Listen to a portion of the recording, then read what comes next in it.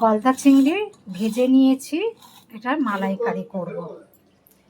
তেল গরম করতে দিয়েছি, তেজপাতা দিয়ে দিলাম, গোটা গরম মশলা দিয়ে দিচ্ছি,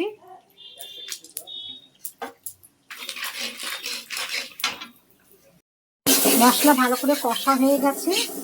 এর মধ্যে পেঁয়াজ, আদা, রসুন, জিরে, লঙ্কা, একটু গরম মশলা দিয়ে ভালো করে কষে নিয়েছি।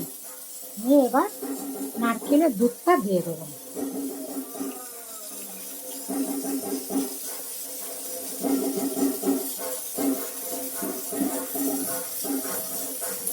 দুধটা দিয়ে ভালো করে আবার কষে নেব।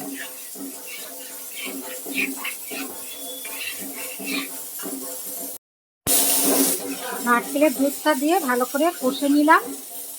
এবারে হচ্ছে চিংড়িগুলো দিয়ে দেবো।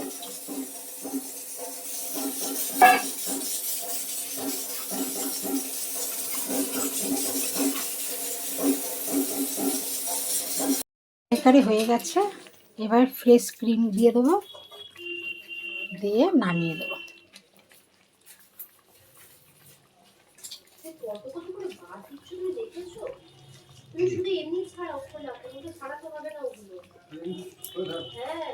কমপ্লিট।